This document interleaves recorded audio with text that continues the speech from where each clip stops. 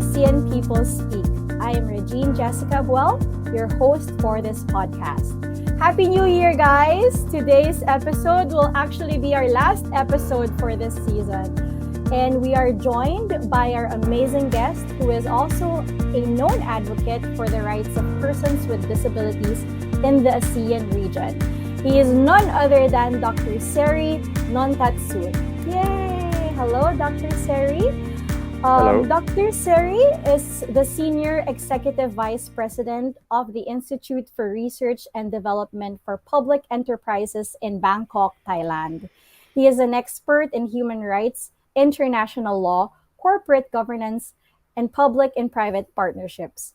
In 2020, or just last year, he was appointed by the United Nations Economic and Social Council, or ECOSOC, as a member of the Committee on Economic, Social, and Cultural Rights, the first Thai citizen actually to occupy that position. He also serves as a member of various national organizations, for example, the Stock Exchange of Thailand.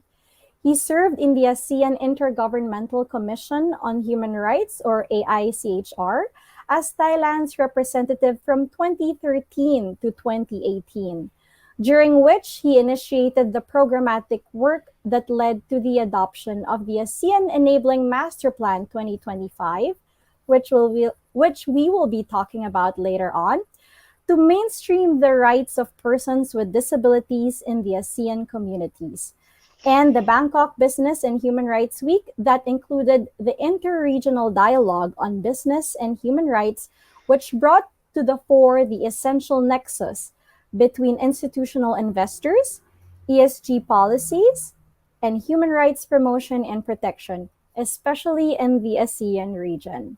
Ladies and gentlemen, again, let us welcome Dr. Seree Nonthasoot from Thailand. Hello, sir. How Thank are you. you, and Happy New Year? Happy New Year to you too. How is Thailand? Well, still coping with COVID, I guess, like everyone else. Yes, I think everyone is really just coping, especially with the new variant now. But I hope you are well there and all good. So today, for our last episode in ASEAN People Speak, we'll be talking about persons with disabilities. And I understand that you've also been working in that sector for a very long time. Now, Dr. Seree, can you share with us some insights about your work with persons with disabilities? And better yet, I guess maybe you could also share to us, what do you wish more for people to know about persons with disabilities? Well, I think we should start by talking about people with disabilities. They are people. There is a great variety of diversity in the world, and people with disabilities are a group with different abilities or disabilities or impairments. And I think when we have the International Convention on the Rights of Persons with Disabilities, it has changed everything. It has changed our mindset. It has changed the definition that we understand who these people are among ourselves, among the society. So the first that we have to come to terms with is how to address them. So when we talk about people with disabilities, before I start talking about my work to enhance and to promote their rights, I think we should talk about these people. We refer to them as people with disabilities, but in the International Convention, it talks about impairment. And the concept of disabilities is just when they interact with their environment, that they face the disabilities. So it's not them who have disabilities. It's just that the interaction that poses the disabilities. So the impairment that they have, if, for example, if we don't speak English, we wouldn't be understanding one another. So by talking the same language, we surmount the linguistic barriers. So there are a number of barriers for people with disabilities, physical, mental, attitudinal, and these barriers actually constitute all the disabilities that they are facing today. So there are people with impairment, but when they interact with society, environment, these serve as barriers, and there are barriers. And it is these barriers that we need to surpass, that we need to eradicate, that we need to mitigate for them so that they can be part of the society. That's the first step that we need to understand. The Mm-hmm. second point I think that we need to embark on is the sense of responsibility. We're not talking about pity. When we see people with impairments, we often, there are words that comes to mind: empathy, pity. But it's not the sense of pity that we interact with people with disabilities. It's a sense of responsibilities, and I think the CRPD, or the Convention of the Rights of Persons with Disability, has changed everything, from pity to responsibility. It's a Mm-hmm. human rights treaty. So people with disabilities are rights holders. So when they are rights holders, we address them by on the basis of responsibility toward them, not pity them. That's very Mm. crucial to understand, That's and a that very serve as the nice way basis. of Yeah, looking at it then. I mean, it's not the way that we're looking at. I mean, some people would view it as something that you would have to give empathy or pity to, but more now a sense of responsibility. You indeed, were saying? indeed. Yes. Yeah, Mm-hmm. and if I may just go on to address your first question on the work that I have done on persons with disabilities. It started back when I was representative of Thailand in the ASEAN Intergovernmental Commission on Human Rights, and that back in 2013. So quite a long time ago already, but to me it's just a blink of an eye. Back then, people in the ASEAN circle view persons with disabilities as not a priority issue. So Mm-hmm. when we talk about human rights agenda in ASEAN, we talk about children, women, and we talk about persons with disabilities as perhaps minor priorities. Back then, we view, if we understand ASEAN, we know that there are three pillars, and it's regrettable that these silos serve as mental barriers to understand people. So we have political and security community, we have economic community, and we have social and cultural community. Very often, people associate people with disabilities and generally human rights as belonging to the third pillar, to the social and cultural community. Indeed, human rights permeate across all pillars of ASEAN. Mm-hmm. So Yes. when I started the work to promote the rights of people with disabilities, I had to grapple with the fact that nearly all people understand that people with disabilities or their cause belong exclusively to the social and cultural community and not to the political and economic community. So that's why and that's Mm-hmm. when the work Mm-hmm. began to Mm-hmm. actually to mainstream the rights of people with Yes. To disabilities change the across the ASEAN pillars. perspective. Indeed, Yes. indeed, indeed, and that's how it began. So we can Mm. talk for a day on that, but I just um, to summarize it, my work agenda focuses on how to mainstream the rights of persons with disabilities across the three pillars of ASEAN, to make all the government officials of ASEAN realize that their work pertains to persons with disabilities in all aspects of life, be it political, economic, Mhm. social, and cultural. That's really the main agenda. And we achieve that by bringing up or by creating or by developing an instrument that we call later on ASEAN Enabling Masterplan. That should be the subject of our later discussion. Yes, actually, that's thank you, Dr. Seri, for that.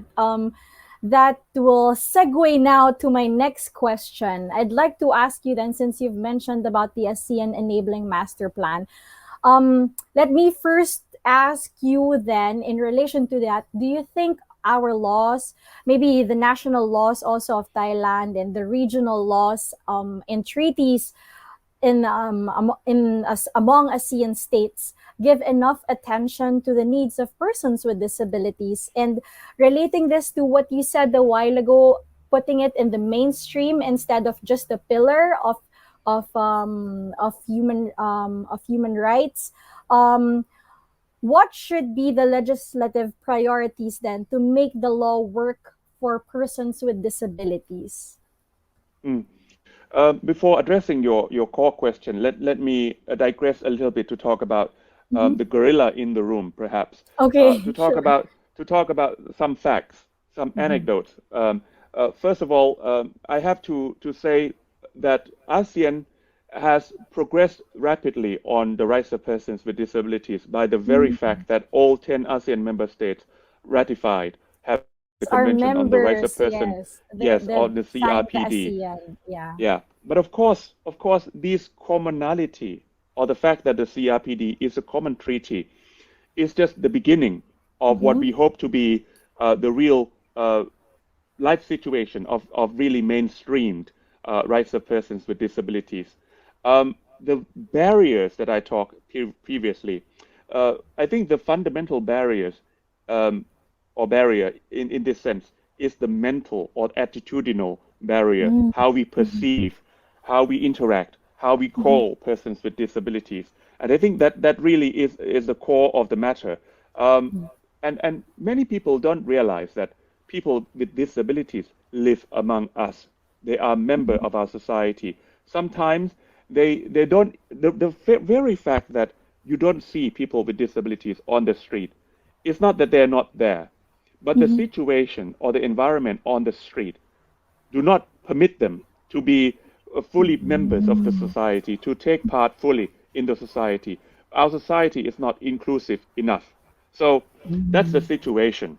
So, on the one hand, we don't know them, we don't see them, we don't count them as members of society.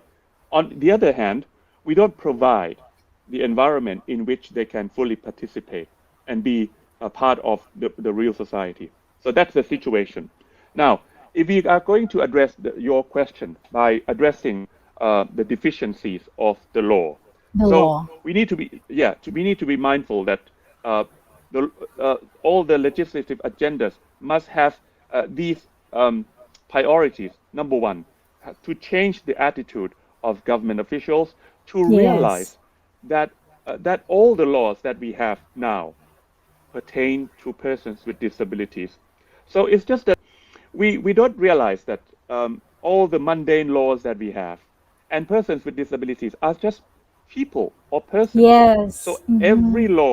every law is related to them on their aspects of life equally as other people, right? So if the law does not address the disability aspect, the law is robbing them of their humanity. For example, if you Mm. have the law on building code, is a very easy example.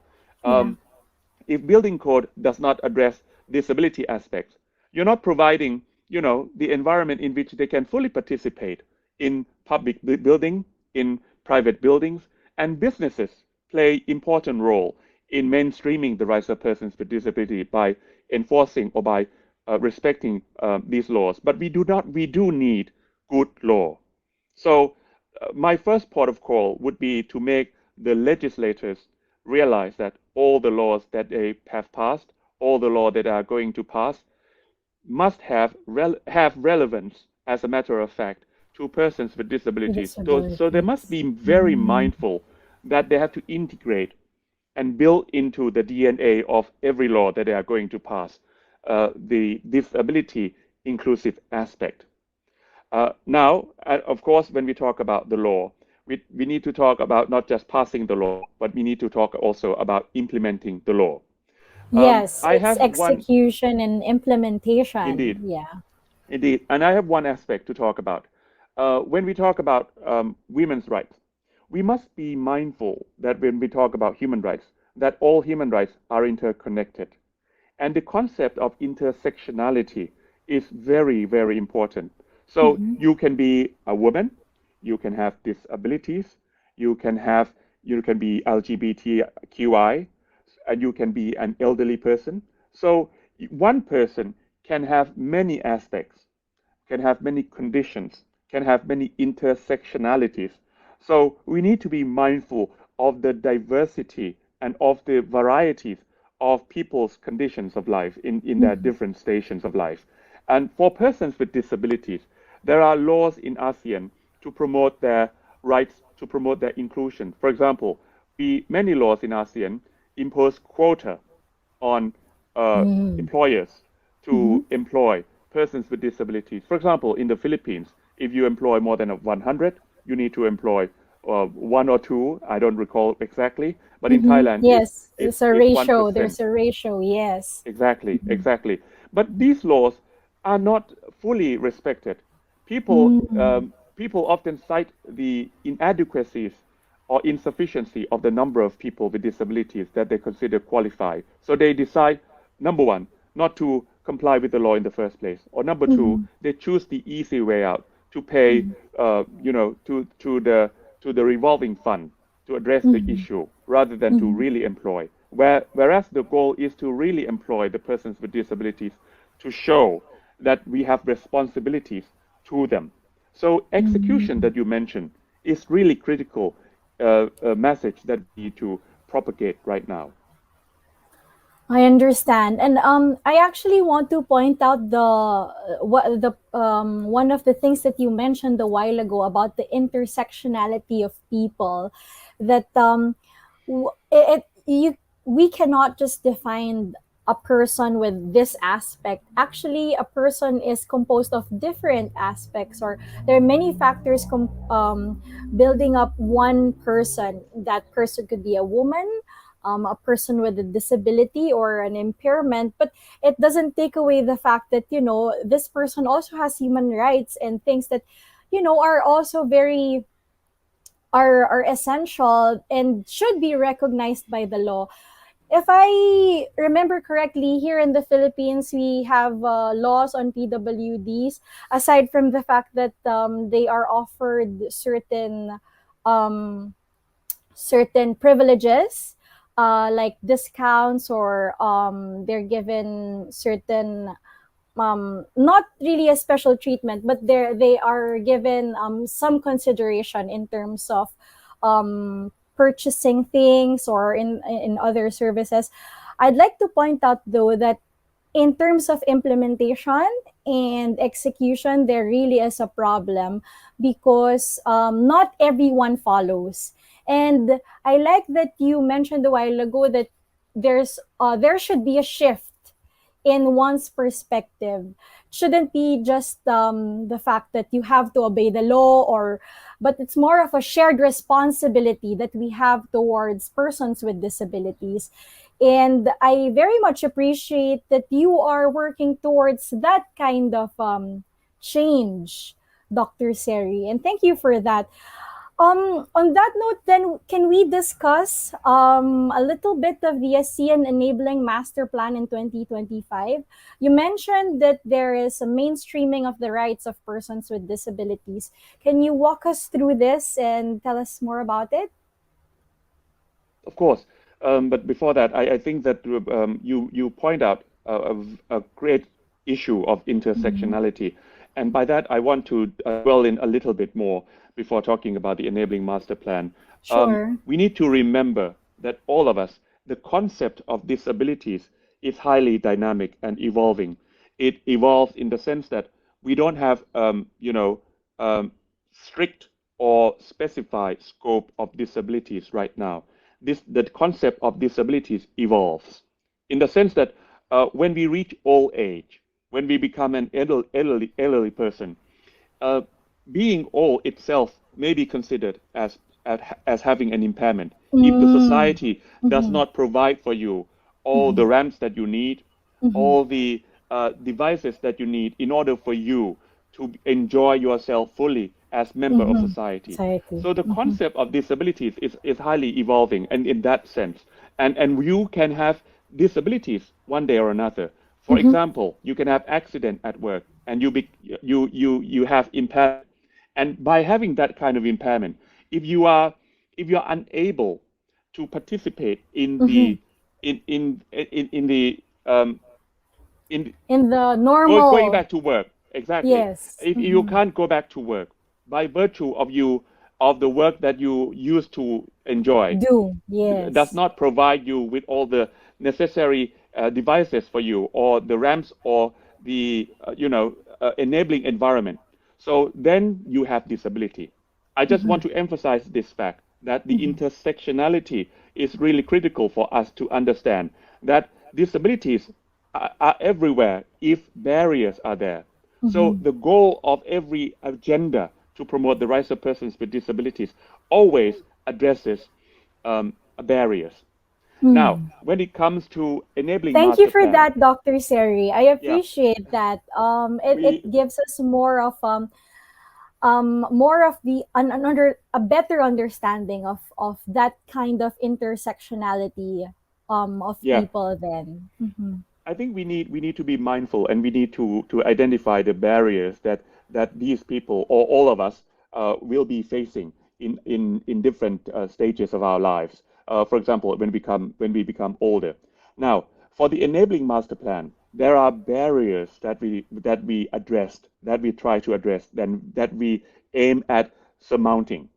Number one, the attitudinal barriers that first, people with disabilities belong to a social and cultural segment of ASEAN. Number two, that they are someone to whom we need to give pity, someone to Mhm. whom we need to give welfare to, and that's not true. Mhm. Number one, people with disabilities belong to all pillars of Oh. ASEAN, Mhm. to all. So they are political actors, they are economic agents. So we want to redress this particular issue of better understanding. Number two, that they are someone to whom we need to give pity, and that's not true.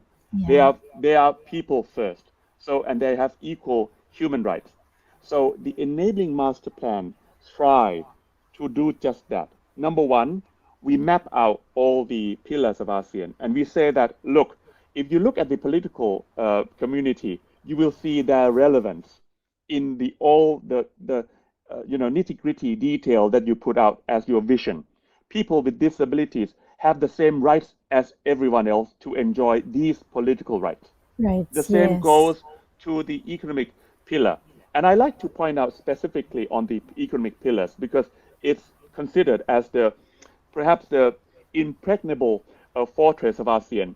Mhm. It's just fully populated by government officials, and not many people think that they relate to the ASEAN economic community, not least Mm. persons with disabilities. Mhm. So we point out by mapping the ASEAN economic community blueprint, and we say to them, look, the free trade agreement that you have created uh, pertains very well with the rights of persons with disabilities because they are economic agents. They have their own rights to have a career. They have their own rights Yes. to open bank accounts. Contribute. Yes, Exactly. contribute Pay to the taxes. economy. Exactly. So by looking at that, by working on that, and by collaborating with all government officials of ASEAN in all sectors, I think we have come quite a great deal, progress a great deal in terms of raising the awareness. So the ASEAN Enabling Master Plan, if you look at the detail, you will see that we not only designate or make it clear to them that their work pertains to persons with disabilities. We also ascribe to them key action points that they need to work on for the next, until 2025, Mhm. which is um, overlaps with ASEAN Vision 2025. And Mm. and I think that the key success factors that led to the ASEAN Enabling Master Plan adoption is the very fact that we say to the ASEAN government officials that, we're not creating something new. We are just identifying uh, and making the alignment uh, more apparent to you. So if you look at your ASEAN Vision 2025, we simply map out these vision. And we are saying to Mm. you that how you can enhance your vision by With. incorporating with Mhm. the disability perspective. And Mm. that's one of the key success factors that led to the adoption in 2018. Wow. That is that is some great work, Dr. Seri, and I very much admire you for that achievement. It's one thing to, of course, as a company or as an enterprise, it's one thing to think about profits and making your business grow, but incorporating these changes and this perspective in terms of being inclusive to persons with disabilities and taking them into consideration, especially with the master plan, is such a big step. As you've mentioned a while ago, persons with disabilities are just like us. They're equally like us. They're also persons, people that that should enjoy the same privileges and the same rights that we have, and the fact that it shouldn't be just categorized or cornered into a certain pillar, because it's all encompassing. I mean, it goes on with other pillars. um on that note, sir, since you've talked about the private sector and how everything you how you are mainstreaming things now, as persons, then as individuals, can you share with us how we could be better allies or partners in hope, for persons with disabilities? I know that we're talking about institutions a while ago, but I also want to ask, as individuals, how can we do our share, or how can we also show this kind of shared responsibility? Thank you. I think we need to talk about the word inclusive. And Mm-hmm. a while ago, I talked about ASEAN Enabling Masterplan, but I should also point out that another key success factor is working on inclusive agenda. Mm-hmm. We collaborate inclusively with Mm-hmm. everyone, and I did not do the work alone. I Oh. collaborated with ASEAN Disability Forum. I Mm-hmm. collaborated with great experts on disability rights, which helped me guide me to substantively to all the right terms and terminologies. Now, um, I think that when we talk about persons with disabilities, people often grapple with the fact that how should we address them, and Mm. when they try to address the conditions or the rights of persons with disabilities, often they come up with segregation between Mm. people with Mm-hmm. disabilities Yes. and the other group. And they often Yes. call the other group as normal people. Normal And that's group. very Yes, I wrong. was. Yes, I was And that's actually going and to say that. Yeah. and that is very wrong because there is Mm-hmm. nothing abnormal about having disabilities. Yes. The Mm-hmm. only abnormality that occurs is society does not provide for persons with disabilities, which causes Mm-hmm. barriers to them. So, Mm-hmm. so now that's the key. So people with disabilities are just people, and they are Mm-hmm. like everyone else. And there is, the concept of normality is also evolving, and we are Mm-hmm. talking about normal or everyday society as having diversity. So we have to accept the fact that diversity is the generality of life. So Mm-hmm. we have, Yes. members of society. We have friends who are LGBTQI. We have friends who are asylum seekers. We have friends who are refugees. We have Mm-hmm. friends who have disabilities. Mm-hmm. So there are not no, there are, I don't think there are normal people now. There are people who have gender diversity. There are people who have Yes. Yes. different Different status of on their. orientations. Exactly, Yes. exactly. Now, to address your question, and I think that we need to stress another word, which is, family. Um, Mm. when we talk about persons with disabilities, we often disregard the fact that there are members of societies Mm-hmm. and families. They have their societies, they have their caregivers. So they're not alone. And we need to take into our equation the very fact that they don't live alone. And Mm-hmm. when we talk about their rights, we need to talk the rights of their caregivers as well. And Mm. when to address your question very fully, when you talk about how can we as private citizens, how can we as private businesses can do, we need to do more. Number one, we need Mm-hmm. to realize the fact that people with disabilities are equal members of societies. They live in a family, they live in a society. So we need to look inclusively and holistically. Number two, I think that apart from uh, attitudinal change from ourselves, we need to examine our way of work. In Mm-hmm. our workplace, in our companies, in our organizations, is it inclusive enough? Looking Mm. at the physical, the built environment, so-called, is it really universally designed? Is it user-friendly? Mm-hmm. And I think that there are nuances, and there are different needs of persons with disabilities. They are not single homogeneous group. We Mm-hmm. have different types of disabilities, from physical to mental Mental, to yes. every type of disabilities is there, and we need to take full account of those diversities as well. So we need to examine our organization whether we have policy which Addresses discriminates that. them. Mm-hmm. Exactly. Do we disallow people with disabilities to become employee of our companies? And Mm-hmm. that is really the thing or the agenda that we need to change. So as simple as that. Another thing, if we have capacity, we need to branch out more how we can help.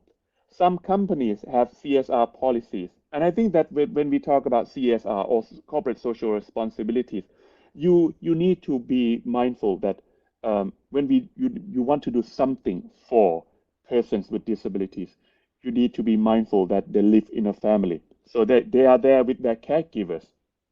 Sometimes they can live independent. The goal is to assist them to promote their rights to live independently. But be mindful of also that we are social animals, so we live in a Mm-hmm. family as well. So we need to be Yes. mindful that they have father, they have mother, they have their caregivers, and they have sisters and brothers and cousins.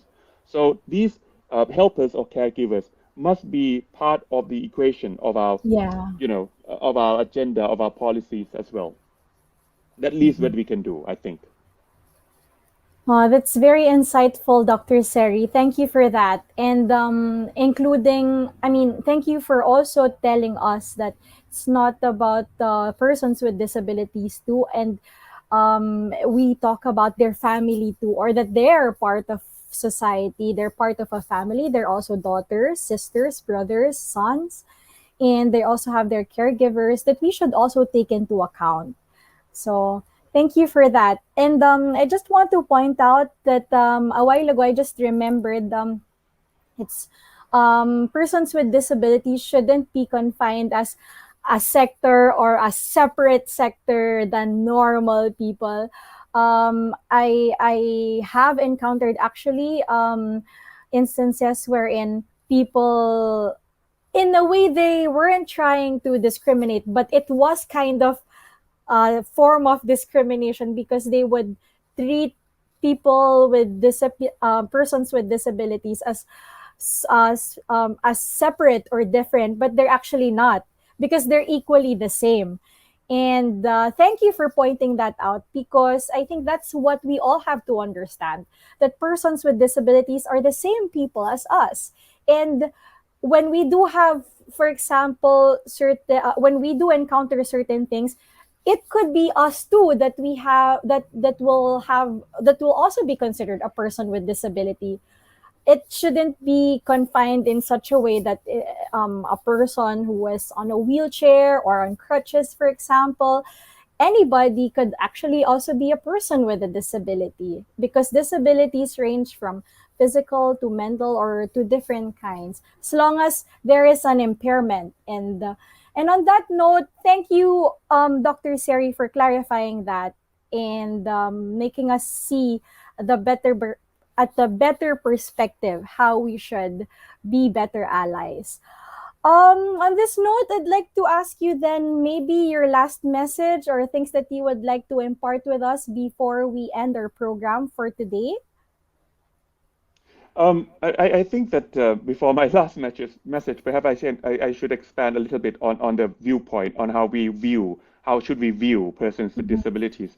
There Mm-hmm. are many models. Previously, we look at them as welfare recipients.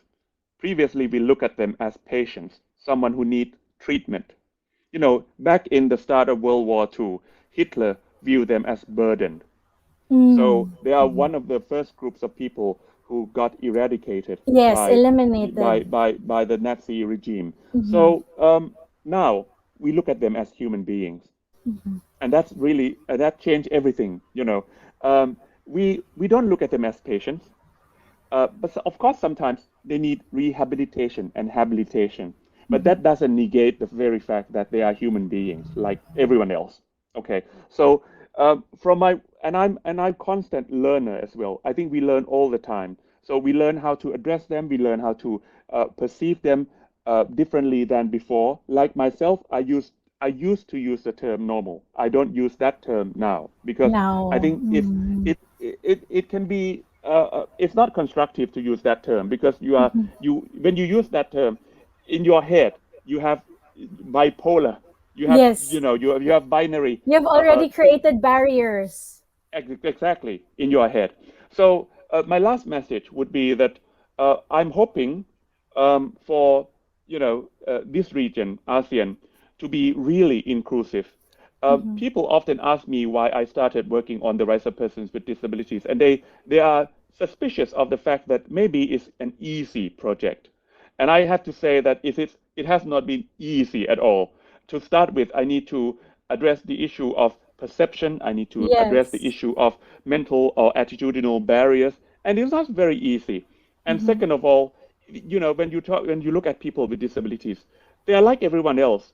They have intersectionalities in their life. They are LGBTQI, they are refugee, they are asylum seekers, they are migrant workers. Migrant Um, workers. Yeah. so they are everything. So by working to raise the awareness of disabilities, I'm able to actually mainstream every aspect of human rights toward and from the portal of disabilities. So it's a great subject matter, and I'm a constant learner as well. Now, my hope is that ASEAN will be achieving. And through the ASEAN Enabling Masterplan, what we have been able to achieve is the very fact that we have elevated the cause of persons with disabilities to the highest level.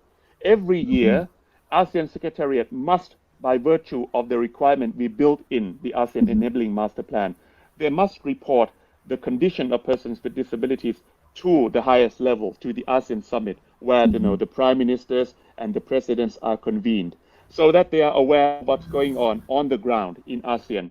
So I'm really hoping that as a next step forward, when we reach at the end of 2025, we will have the sequel to the ASEAN Enabling Master Plan, the second, chapter or second version of it, which would create another milestone for ASEAN as well, in conjunction with the SDGs and with all the relevant instruments. That's really my hope. Thank you very much. Wow. Thank you for that, Dr. Seri. And all the more that I am inspired and touched by the work that you do, and not just you, but of course, you've mentioned a while ago that it's inclusive. You and all other sectors and the team that you're working with. It makes me so proud of you and honored to meet somebody like you and your wonderful team. Thank you for your insights, Dr. Seri, and for the many things that you've shared with us today. On that note, I guess we are so full now of not just knowledge but also reflections, hopefully of in that change in mindset. I like the fact that you mentioned that it's really a change in perspective, and I think that's where it all kind of starts, and that's a big step. So that's all for today for ASEAN People Speak. And thank you again, Dr. Seri, for joining us today and for agreeing to guest for today's episode. Would you like to promote your social media account, website, organization, or any upcoming projects that you would want us to know? I think that not me personally. I have my own, social media, Social media but I like, accounts. but I like to promote my successors' Mm-hmm. work. Mm-hmm. I was a representative of Thailand in the AICHR, and I have been succeeded by my successor, Dr. Amara Pongsapich, who has kindly incorporated and integrated the work on disabilities rights that I have initiated. So the torch has been passed to her, and she has carried on very well on that. And she has collaborated continuously with the likes of ASEAN Disability Forum, with the likes of SCAP, with the likes of UNDP, to work to show that nexus of disabilities and everything else, including businesses, is there. And we must promote the awareness of those nexus. So I think I'm promoting her work in the hope that Mm-hmm. it will generate more awareness and more capacity building in Definitely. ASEAN. Thank you. Yes, definitely. And here's to hoping Dr. Amara's work and your work and everyone's work, especially with persons with disabilities, continue as we move towards the master plan for enabling master ASEAN Enabling Masterplan for 2025. And not just persons with disabilities, I guess, but all other sectors and aspects that need our attention, the all the leaders' attention for this coming years. Thank you so much, Dr. Seree. You're such a light in this world. Thank you. And this has been such a beautiful episode, especially at the start of the year. Thank you all again for tuning in for this past 7 episodes, guys. I had such a wonderful time this season discussing and exploring the different topics and ideas on human rights in ASEAN. I'd like to encourage everyone again to make sure that you subscribe to the podcast on Spotify and on YouTube so you never miss an episode. Also, please subscribe to our Facebook, Instagram, and YouTube channel at WG ASEAN HRMEC and to visit our website, ASEANHRMEC.org. Again, this has been your host, Regine Jessica Abuel for ASEAN People Speak. Stay safe, guys. See you all and have a wonderful day. Bye bye. Thank you. Bye bye.